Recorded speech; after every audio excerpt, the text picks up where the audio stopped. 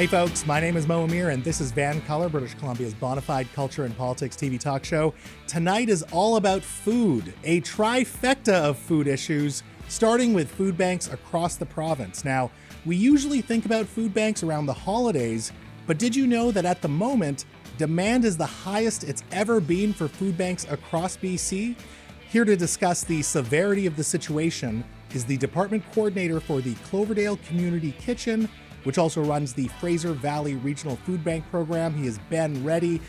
Ben, thanks for being on the show tonight. Yeah, thanks so much for having me, Mo. So I'm seeing a lot of news articles about food banks across BC, and I think it's one thing to read about it, but there's another thing to be on the ground and have that firsthand experience. So you're working at the food bank there in Cloverdale.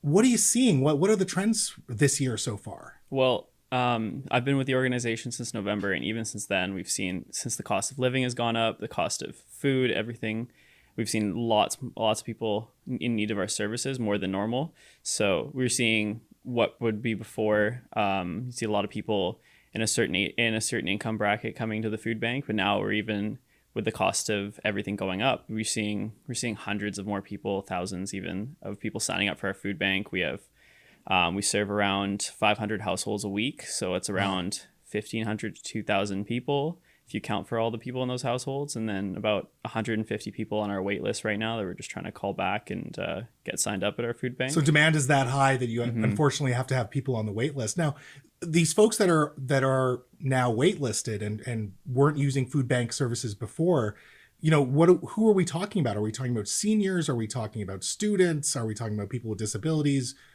Mm-hmm. You're seeing a lot of seniors now, especially being on a fixed income and the price of everything going up and not being able to account for that. They're definitely needing our support here. You're seeing a lot of students as well. You see a lot of new Canadians. So you'll see a lot. Recently, we've had a lot of new Canadians from the Ukraine, from Afghanistan.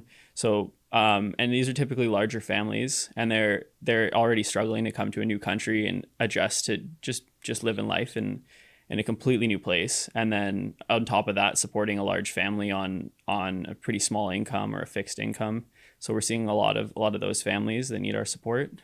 When we think about people that use food banks, are they supplementing, some of the other groceries that they can afford, or are they completely reliant on the food bank? How does it work? Well, when signing people up for the food bank, we do let them know that it's supplementary. We try to give out as much as we can. But a lot of these people that are coming this is their primary source of groceries. Wow. So we do try to give them as good and balanced of food hamper as we can when they come through our location. But that can be difficult because donations have definitely gone down recently with the demand going up. Right. Yeah. So donations are down in general. Are there any particular items that you're finding are in really high demand, or perhaps just there's a shortage of?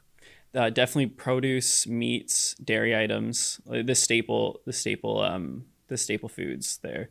Right. We're seeing a lot of shortages in those. And so is it a matter of you're able to maybe get to the wait list if you get more contributions and more donations, or how do you work through and how do you try to get some of those people from the wait list into actually receiving food and services? Well, we're trying to intake as many people as we can while still sustaining the amount of groceries we give out, because we don't, the last thing we want is to have all these people coming in and then having to give each person less to accommodate the growing number. We want to make sure we're still giving out the right amount of food to every single household, right. Making sure that they're all getting nutritious food. They're being able to support their household with the supplementary groceries we give them. So we're hoping donations will start to go up. And yeah, we've been getting good donations from food distribution companies across the Fraser Valley, and we really fortunate to have that. And the best way to support us would definitely be through cash donations. That really helps us buy what we need in a pinch if we're lacking one thing in a food bank for a particular week, we can go out and get that. If we need to maintain and run our trucks, which go pick up the bigger deliveries and the bigger donations from companies, that is huge for us in terms of getting us through the week.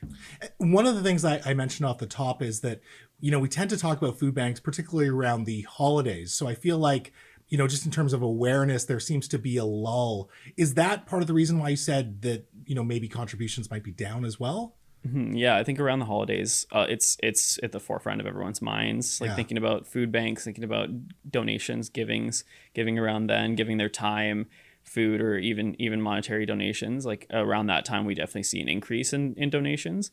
But then around this period, there is a bit of a lull.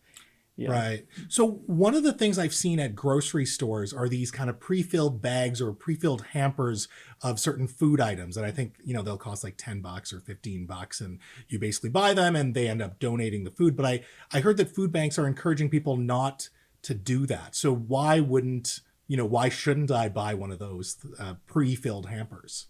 Well, those hampers are they're a great way to support your food bank. Like, we love the idea and the heart behind that of just trying to get any support to the food bank and those in need, regardless of how it's happening.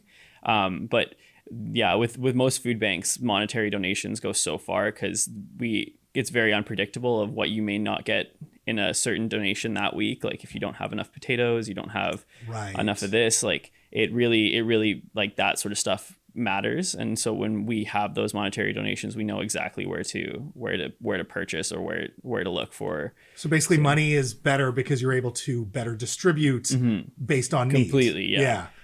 Fascinating. And also those that volunteer their time at our food banks and food banks around the area, that is a huge help. We are very fortunate to have a good base of volunteers driving our trucks, giving out food, cleaning up after. Yeah, just helping us just run and serve people in our community. That's great to hear. Ben, I appreciate your work, and I do hope that people contribute more and certainly help everyone, because we're all kind of in this cost of living crisis, and there are a lot of people in need. So thanks again for being on the show tonight, and thanks again for your work. Yeah, thank you so much for having us. Absolutely. Bye. Folks, I know we are all impacted by the cost of living crisis, but if you can, please consider donating to your local food bank. Every bit helps. Thank you to our guest, Cloverdale Community Kitchen's Ben Reddy, for shedding some light on this need. Now, sticking to food, let's talk about cooking.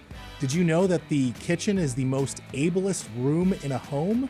Well, we're going to think about the kitchen a little differently up next.